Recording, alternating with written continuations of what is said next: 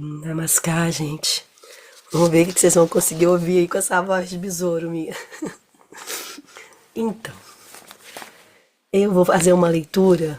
A leitura é curta, mas o que vem dela é bem interessante, que é sobre alguns versos do Ananda Sutra. Dois versos específicos do capítulo 3, que é o 3.8 e 3.9, que diz assim: Mukcha Kankshaya Sadhguru Prapti. Quer dizer assim, tendo um imenso desejo por mukti, liberação, a pessoa chega ao Sadhguru. O que é Sadhguru, né? É o mestre perfeito, como dito, é aquele que tem a entidade por cuja graça ele proporciona a alguém alcançar Sati. E o que é Sati? Sati é a verdade imutável, é aquele centro, aquele núcleo que tudo gira em volta dele, né? É o imutável. E o outro, Brahma Eva Guru Rekha Napará, que diz assim: somente Brahma é o Guru e ninguém mais. Então, somente Brahma pode direcionar, né, os seres vivos para o caminho da emancipação por meio de diferentes receptáculos, né, dessa consciência, desse microcosmo, né, ou corpos, né, como é dito. E ninguém, a não ser Brahma, comporta o real significado da palavra Guru. Aí eu pensei, tá faltando alguma coisa aqui. Que isso aqui, como eu digo sempre, eu veio assim, peguei o Ananda Sutra, abri, apareceu isso. Aí eu fui e falei, e Brahma? E Taraka Brahma tá onde? Não estava no capítulo 3. Aí no capítulo 1, lá no 25, Bhava Bhavatitayo Taraka Setu Taraka Brahma, que quer dizer assim, a ponte entre Nirguna e Saguna. Nirguna Brahma, né, e Saguna Brahma, é esse Taraka Brahma, como é dito.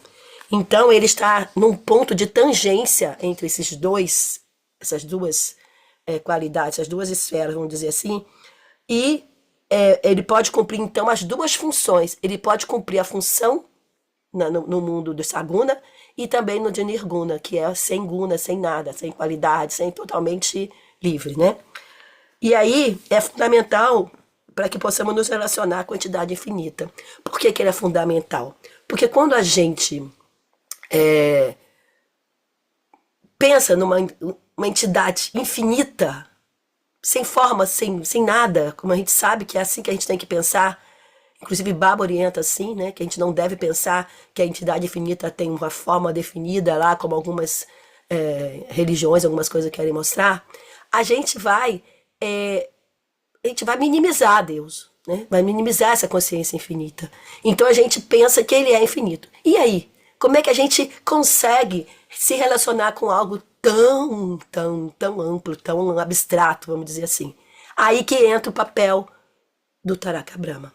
O Taraka Brahma ele já veio nesse mundo, né, em várias ocasiões, pelo menos em mais duplas, como o Baba diz, que foi Shiva há 7.000 anos atrás e Krishna há 3.500 anos atrás.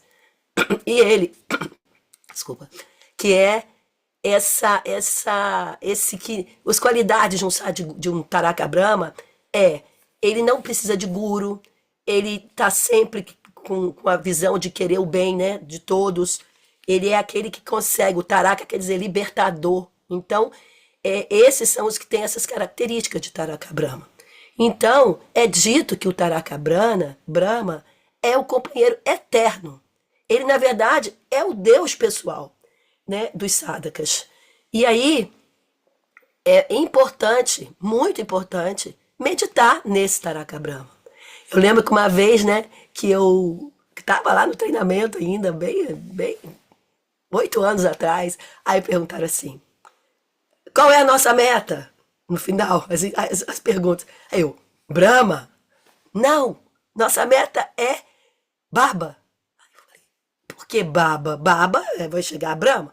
Aí ele falou, exatamente, Baba vai dar condições de chegar a Brahma. Porque é ele que te dá essa condição. Porque ele é a ponte. Ele é esse elo, essa ponta de tangência entre o empírico e o meta-empírico, né? Entre o que a gente consegue experienciar e o que a gente não consegue experienciar, porque já está em vamos dizer, outro escopo, né? Então a gente precisa meditar, é bom, é importante meditar no Taraka Brahma, né? E aí, ele vem, né? Porque como eu falei, ele vem nesse corpo, o corpo quinto elemental, né? Shiva, Krishna, ele, porque até ele fala assim, o Shiva não é aquele Shiva mitológico que tem cobra em todo quanto é lugar, olho furado na testa, não, é o Shiva que viveu. Quem leu o Namah Shivaya Shantaya sabe disso. O Krishna, quem leu o Namami Krishna Sundaram também sabe que ele viveu. Como de Baba diz, é um histórico, não é um mito. E aí, esses corpos quinto-elementais que essa entidade suprema assume são, não porque a entidade precise ter um corpo quinto-elemental para poder se expressar, não. Nós precisamos de ter esse corpo quinto-elemental para a gente ter contato, para a gente poder expressar amor, expressar devoção, expressar nossas momentos de conflito com ele mesmo, de brigar com ele. Então a gente precisa disso. Então é por isso que ele vem nesses corpos, né? E ele diz, né? Eu vim, né? Uma vez nos dadas perguntando, ele mesmo perguntou, incentivou as conversas, né? Por que eu vim? Aí ele fala, eu vim para criar uma onda de devoção. Eu vim e que vou deixar aqui na Terra vibrações incríveis, ele falando. E ele veio para fazer a elevação de todos. Então ele falava muito nisso. É o objetivo dele. E aí a gente não pode esquecer, né? Que o objetivo deles, desde Krishna e Shiva e Krishna e ele, é muito mais que só o nosso crescimento individual, pessoal, né?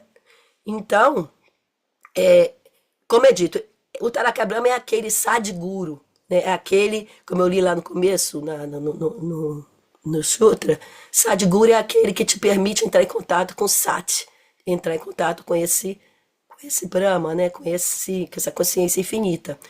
E ele tem uma missão que não é, como eu disse, só individual. Ele tem uma missão com o todo. Por isso que Baba insiste muito que a gente precisa ter os nossos dois lados de sadhana, que é o interno e o externo. Que se a gente ficar só se isolando nas cavernas ou algo parecido, a gente não vai cumprir o outro papel. Então, o que ele fala é o Praut, Baba trouxe o Praut, né? Shiva ensinou outras coisas na época para a sociedade, né? E melhorando, vamos dizer assim. Krishna também trouxe muito amor, devoção. E Baba trouxe Praut com uma missão muito importante, né? Que é fazer, né, essa evolução, vamos dizer, essa transição planetária. Para a gente beber água.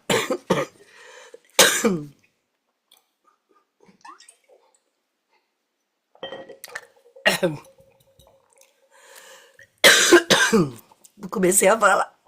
Tosse. Então, esse Taraka Brahma, ele é conhecido como Mahasambhuti. Baba, nós todos, né, a criação, é Sambhuti. E esse Mahasambhuti é alguém diferente, apesar de estar entre nós, com esse corpo quinto elemental, entendeu? E como ele é Mahasambhuti, ele não pode vir sem amar a todos, como o Baba diz, né? Que ele ama a todos. Aí alguns falam assim, mas Baba era meio que, às vezes, se punia. Mas a punição de Baba, gente, era o néctar para você alcançar mais coisas. Então, esse ato dele de, né, estar sempre amando a todos, não importa se era bonzinho ou se era perverso, ele estava sempre cuidando. E quando o Taraka Brahma fala que ele vem para ajudar o Dharma, para proteger os virtuosos, para aniquilar os perversos, ele não está fazendo mal e aniquilar os perversos, porque quando ele faz isso, ele está, como eu disse, agindo, né, para essa pessoa continuar evoluindo, né? Então, tem uma história do livro, né, de um livro, Vivências com Baba. Eu nem sei, esse livro não é muito comum em português, não que eu saiba. Eu tenho um xerox dele, mas foi 20 anos atrás, né, que eu ganhei ele, quase 20 anos. Mas eu não sei se ele é vendido. que é do Nagina. Nagina era um acharya de família, pelo que eu sei, e ele, né, disse sim, as dificuldades e desafios que passamos são lilas de Baba, para nos ensinar a se render, a nos render. Ou seja, a gente não pode encarar os obstáculos como sendo castigo, e sim como sendo justamente o que a gente precisa. Que a gente está aqui porque a gente quer crescer. A gente está aqui porque a gente quer evoluir. A gente está aqui porque a gente quer cumprir o nosso papel de humano e chegar na nossa. A eliminar, né, esse ciclo de Brahmachakra, que é do Sancharya e Patisancharya, a gente quer alcançar a entidade suprema. Então, a gente não quer ficar só assim, no, deixa para amanhã. Não, a gente quer, porque a gente quer que faça, né? A gente quer que isso aconteça. Então, ele fala que aí Baba foi e respondeu para ele. Não, aí ele foi depois que ele falou isso, ele perguntou para Baba assim: Baba, onde termina o discípulo? É onde começa o guru? Aí Baba te respondeu para ele: sim. Aí, como assim? Onde termina o discípulo, começa o guru? Aí Baba falou assim: sim, quando uma pessoa ultrapassa a ilusão de seu ego e se rende diante de Deus, a responsabilidade será toda do seu trabalho, passa a ser toda do Todo-Poderoso, passa a ser do Todo-Poderoso. Ou seja, então, o guru vai existir nesse momento em que seu ego deixou de ser o seu guia, o seu, você está sendo guiado, agindo de acordo com o seu ego. Então ele diz, sim, o guru vai existir nesse momento, quando você abrir mão disso, quando você entender que existe, né, a consciência suprema, e aí o guru vai realmente atuar. Aí ele vai e diz, né, que Deus, continuou, né, Baba? Aí Baba explicou isso a ele e depois continuou. Deus somente é realizado por aqueles que a consciência suprema dá a graça. Aí vem a história, bom, o que é dar a graça? Então eu vou ficar lisonjeando, puxando saco, como diz, né? Como a gente vê algumas devoções, né, que a gente vê que são desse jeito, né? São rituais, são lisonjas. E Baba disse que não é isso. Devoção é muito mais. Devoção, uns falam, né, que é serviço para a consciência, outros falam que é amor e tal. E aí ele vai falar assim, não adianta você chegar também e ficar falando, Deus, eu sou tão bonzinho, me dê sua graça, eu mereço sua graça, porque eu fui tão bonzinho, tão bonitinho. Aí fala, não é isso, você não pode falar da frase desse jeito. Muito pelo contrário, né? Você tem que agir de outra maneira.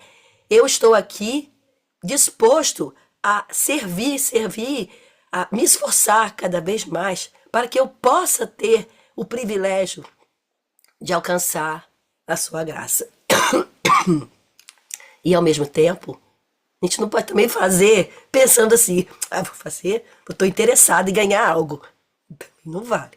Tem que fazer sem interesse. Aí, ai gente, quanto mais eu falo, mais tosse dá. E também lembrarmos sempre, né, que a entidade que buscamos, onde ela está. Isso é uma lembrança que Shiva trouxe, Krishna, Baba, onde está a entidade que a gente quer alcançar. Se a gente não entender essa pergunta, a gente não souber essa resposta, a gente também não vai conseguir alcançar. Ela está dentro de cada um de nós. Porque aí, quando ela está dentro de cada um, quando a gente entende isso, inclusive Baba fala isso, né, mais de uma vez, alguns Prabhati Sangitas, Baba explica, né? Em busca de ti, eu encontrei. Não, aí eu fui buscar a mim mesmo, encontrei a ti, e outras coisas por aí, que tem muitos Prabhati Sangitas que falam sobre essa ligação do buscar a mim mesmo e encontrar o divino, porque ele está dentro da gente. E às vezes a gente esquece. A Esse gente esquece. Prabhasanguita de hoje também, né? Tem essa ideia, né? Eu Então, te vi no espelho, Maia de ilusão. Me sim, aí. encontrei no espelho. Então, tem um que é bem explícito mesmo. Em busca de mim, encontrei a ti, e tem outros. Né? Eu não tive tempo de catar, mas eu sei que tem outros. E esse também de hoje é muito importante, né? O espelho, né? A Maia da ilusão, né? E aí, a gente, né, precisa entender, então, a importância de Baba. Né? Eu acho que entender a importância de Baba é valorizar o que a gente tem. Porque muita gente tá na Nanda Maga, ou tá querendo entrar, ou já esteve, e não entende a importância de Baba, desse Taraka Brahma. Porque esse Baba que nos dá, né, o Tantric Diksha, eu falo Tantric Diksha porque outras linhas têm Diksha também, mas são diferentes, né? Ele nos dá, além do Dipagyana, que é, né, Diksha, Dipagyana, que é a luz do conhecimento, ele nos dá também a capacidade de exaustão dos sanskaras. Não é que as pessoas, a gente acha assim, então tá, vou me iniciar lá naquela linha lá, porque eu soube que meus sanskaras vão ficar tudo, vai sumir tudo. Mentira, não vai. Você vai ter oportunidade de crescimento a tal ponto que você vai atingir a graça. É por graça, sim. É por graça do Senhor, sim. Mas você tem que fazer por onde? Não adianta você achar que vai ser iniciado. Oi, consciência suprema, sou sua iniciada. Tira meus sanskaras. Não vai acontecer. Então, a gente vai ter caminhos, ensinamentos, atitudes, expansão da consciência, tudo que vai fazer a gente poder queimar, diluir, exaurir alguns sanskaras, né? E é por isso que é dito que o Tantric Diksha é muito importante. É um tesouro que a gente recebe, né? Podendo nos ajudar a seguir o nosso caminho. Como eu disse no começo, nós estamos aqui porque a gente quer se livrar dos nossos sanskaras. A gente quer se livrar de tudo que nos prende aqui. A gente quer sair dessa roda de samsara. Quando a gente atinge a iluminação, a gente pode escolher se quer continuar ajudando o Baba ou não, né? Dizem isso. Mas, de início, sinceramente, a gente pensa o quê? Eu quero cessar essa roda. E aí, quando cessar, eu vou pensar o que eu vou fazer, né? É assim que a gente pensa. Então, quando uma pessoa, o que é importante dessa história toda? Como eu falei, a gente ganha caminhos, a gente ganha dicas, ensinamentos, um monte de coisa. E o que é importante para acontecer tudo isso? Determinação. Nos 7 segredos de Shiva, nos livros, né, de Shiva fala, Baba também fala. Determinação é a coisa mais importante da nossa vida. Tudo envolve determinação. Tudo. E aí, quando a gente tem essa determinação, né, de querer realmente atingir a nossa meta de humano, de querer atingir a nossa missão aqui, né, a gente vai entender o que fazer, como fazer, onde fazer, de que jeito, né, de qual processo e por aí vai. Então, ele diz assim, outra coisa importante é a gente entender, né, por que ele fala da questão nossa e da questão do outro. Porque ele fala assim, que nós não podemos achar que só a nossa esfera física isolada é suficiente. A gente vive num mundo. E a gente, além de ter nossa esfera física, mental, psíquica, espiritual, tudo tem que estar crescendo junto, o mundo também precisa de ter essas vamos dizer, contribuições de pessoas, de guru, de coisas que eles possam também ser ajudados a alcançar o que todos têm direito inato de alcançar esse Supremo. Então, aí entra a questão do Prout, que a gente pode falar em outro momento, né? De repente, até no próximo dia que eu vou vir, acho que é dia 14 que eu vou vir. Aí a gente vai poder entender o que Baba realmente quer com o Prout. De antemão, ele quer que a gente tenha consciência de que todos também precisam e merecem estar nesse despertar, né? Esse despertar, esse lembrar quem eu sou, né? Porque na verdade a gente não está descobrindo, a gente não está inventando nada, a gente está lembrando quem nós somos, né? Esse filho da consciência infinita. Isso tudo aí vai ser é fundamental para a gente seguir nossos passos para a nossa evolução. Então, gente, Namaskar. Eu poderia até falar mais, mas daqui a pouco dá tosse de novo. Vou aproveitar que eu tô sem tosse para fechar.